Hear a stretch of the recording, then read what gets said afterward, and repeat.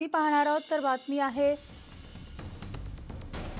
डोंबिवली परिसरातली। डोंबिवली आणि परिसरामध्ये मोठ्या प्रमाणात वायू प्रदूषण झाल्याची माहिती मिळते। रात्रीपर्यंत या ठिकाणी मोठ्या प्रमाणात प्रदूषण झाल्याचं कळतंय। स्टेशन परिसर ठाकुर्ली भागात, डोंबिवली मधल्या स्टेशन परिसर आणि ठाकुर्ली भागामध्ये मोठ्या प्रमाणावर दुर्गंधी पसरलेली आहे। आता आपण ही बातमी पाहतोय।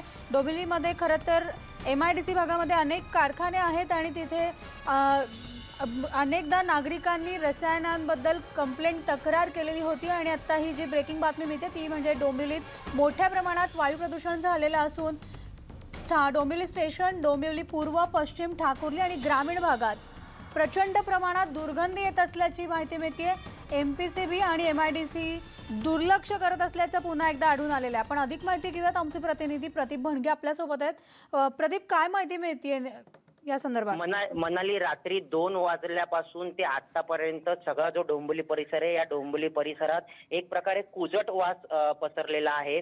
अनेक नागरिकांनी आपल्याकडे फोनवरून माहिती दिली, त्याचप्रमाणे व्हॉट्सअपवर मेसेज करून सुद्धा माहिती दिली।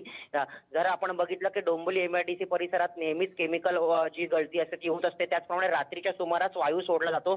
तशाच प्रकारे एक वायू सोडला असावा असं जे स्थानिक जाणकारी आहेत त्यांचं असं मत आहे। डोंबिवली MIDC फेज 1 मधनं हा वास येत असल्याची पण स्थानिक नागरिकांची माहिती आहे।